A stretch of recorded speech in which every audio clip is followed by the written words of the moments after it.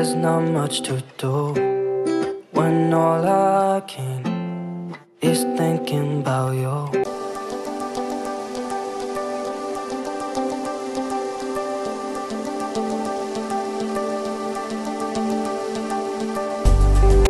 Not doing well, don't know where you are, 'cause you're not here.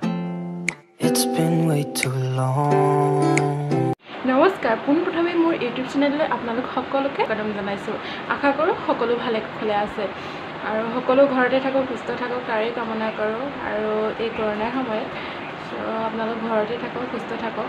ভিডিঅ'বিলাক skip নকৰি ভিডিঅ'টো চাই যাব আৰু লাইক কৰি দিব, ছাবস্ক্ৰাইব কৰি দিব, তেতিয়াহে আগুৱাই যাব পাৰিম। আৰু যদি মোৰ ক'ৰবাত কেনেবাকৈ ভুল হৈছে তেন্তে আপোনালোকে ক্ষমা কৰি দিব। আজিৰ ৰেচিপি হৈছে নৰসিংহৰ সৈতে শ'ল মাছৰ জোল। প্ৰথমতে পিঁয়াজ কাটি লোৱা হৈছে আৰু আদা নহৰু পেষ্ট বনোৱা হৈছে আৰু নৰসিংহ পাতখিনি মিক্সিত মাৰি পিহি লোৱা হৈছে আৰু এয়া হৈছে শ'ল মাছ।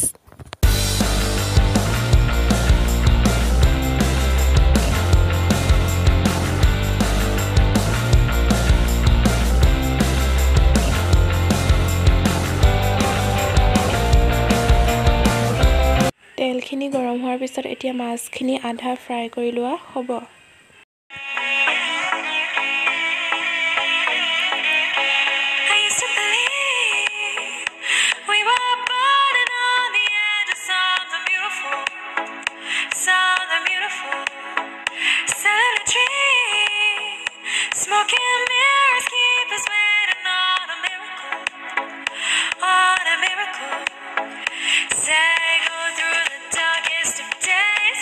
মাছখিনি আধা ভজা হৈছে যিহেতু সেইকাৰণে কাঢ়ি দিয়া হৈছে। তেনেদৰেই গোটেই মাছখিনি আধা ভাজা কৰি লোৱা হ'ব।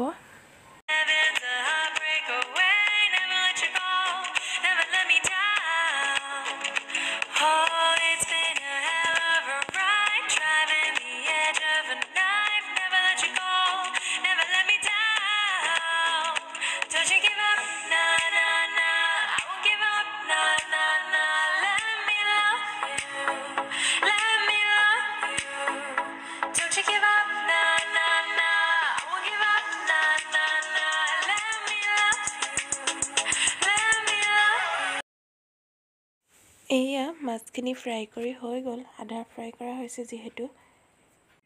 নৰসিংহখিনি মিক্সিত পিচি লোৱা হৈছে আৰু তাতে লোৱা হৈছে ধনিয়া গুড়ি অকণমান, জিৰা গুড়ি অকণমান আৰু তাতে জোখমতে হালধি আৰু নিমখ দি লোৱা হৈছে।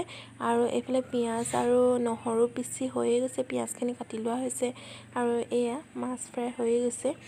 আৰু মাছ ফ্ৰাই কৰা কেৰাহীটোতে অলপমান তেল দি লোৱা হৈছে আৰু তেলখিনি ভালদৰে গৰম হৈ যোৱাৰ পিছত এয়া পাঁচফোৰণ কেইটামান ফুটাই লোৱা হৈছে আৰু তাতে পিঁয়াজখিনি দি দিছোঁ আৰু আদা নহৰু পেষ্টটো দি দিয়া হৈছে আৰু এইখিনিতে ভালদৰে অকণমান ৰঙচুৱা হোৱালৈকে ভাজি লোৱা হ'ব।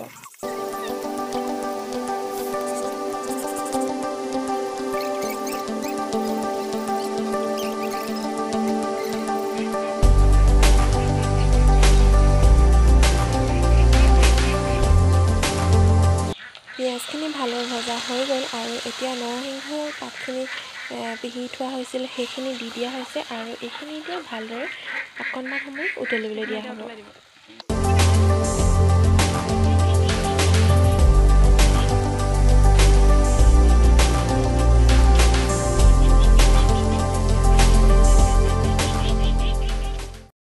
ইয়াত এতিয়া পানী দিয়া হ'ব, আপোনালোকে গৰম পানীয়ে ব্যৱহাৰ কৰিব, মই গৰম পানীয়ে ব্যৱহাৰ কৰিছোঁ আৰু এইখিনি এতিয়া 4-5 মিনিটমান ভালদৰে উতলিবলৈ দিয়া হ'ব। আৰু নৰসিংহৰ মাছৰ জোল বুলি ক'লে অকণমান জ্বলা খায়ে ভাল লাগে, সেইকাৰণে এটা ভোট জলকীয়া দি দিয়া হৈ আছে আৰু এতিয়া অকণমান সময় ভালদৰে উতলিবলৈ দিয়া হ'ব। আৰু জুই দেখি গম পাইছেই কিমান উত্তাপ দিয়া হৈছে আৰু এনেকৈ বনালে বেছি টেষ্টি লাগে, সেইকাৰণে অলপমান সময় ভালদৰে উতলিবলৈ দিয়া হ'ব।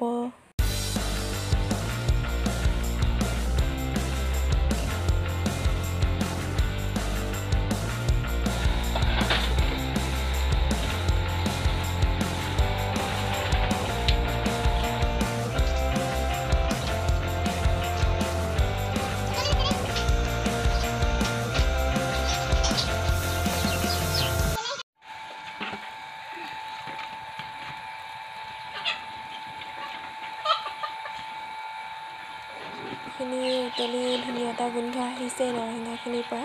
আৰু এতিয়া ইয়াতে মাছখিনি দি দিয়া হৈছে আৰু মাছখিনি দিয়াৰ পিছত 15 মিনিটমান ভালদৰে উতলিবলৈ দিয়া হ'ব। যিহেতু মাছখিনি আধা ফ্ৰাই কৰি লোৱা হৈছে আৰু নৰসিংহখিনিও ভালদৰে উতলিয়ে গৈছে আৰু এতিয়া 15-20 মিনিটমান উতলিবলৈ দিয়াৰ পিছত খাব পৰা হৈ যাব আৰু।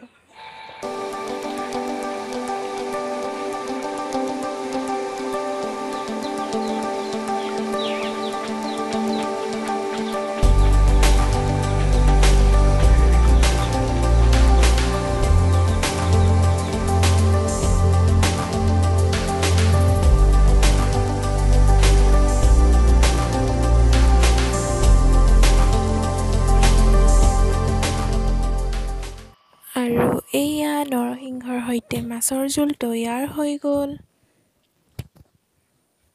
সঁচাকৈ ইমান ধুনীয়া গোন্ধ আহিছিল নহয়, দেখিয়ে মানে খাওঁ খাওঁ লাগি আছিল, ইমানেই ধুনীয়া গোন্ধ আহিছিল। আৰু আয়ে জ্বলা খাব নোৱাৰে কাৰণে আইৰ কাৰণে আগতীয়াকৈ কাঢ়ি দিয়া হৈছিল। তাৰপিছত ভোট জলকীয়াটো আমাৰ কাৰণে ভাঙি দিয়া হৈছিল, যিহেতু আমি জ্বলা বেছিকৈ খাওঁ। আৰু সঁচাকৈ খাবলৈ ইমানেই সোৱাদ হৈছিল, টেষ্টি হৈছিল। আৰু আপোনালোকে এনেদৰে বনাই খাইছেনে নাই জনাবলৈ নাপাহৰিব। আৰু যদিও নাই খোৱা তেন্তে বনাই খাব আৰু কেনেকুৱা হয় মোক কমেণ্ট কৰি জনাবলৈ নাপাহৰিব। আৰু আজিলৈ এয়াই আছিল। যদি ভাল লাগে তেন্তে লাইক কৰিব, শ্বেয়াৰ কৰিব আৰু ছাবস্ক্ৰাইব কৰি দিব যদিহে মোৰ চেনেলত নতুন, আৰু কাষতে থকা বেল আইকনটো দবাই ল'ব, তেতিয়াহে আহিবলগীয়া নতুন ভিডিঅ'বিলাক আপোনালোকে সোনকালে চাবলৈ পাব। আৰু কেইকপিমান মোৰ ভাল লগা ফটো আপোনালোকলৈ আগবঢ়ালৈ, যদি ভাল লাগে তেন্তে প্লিজ লাইক কৰি দিব।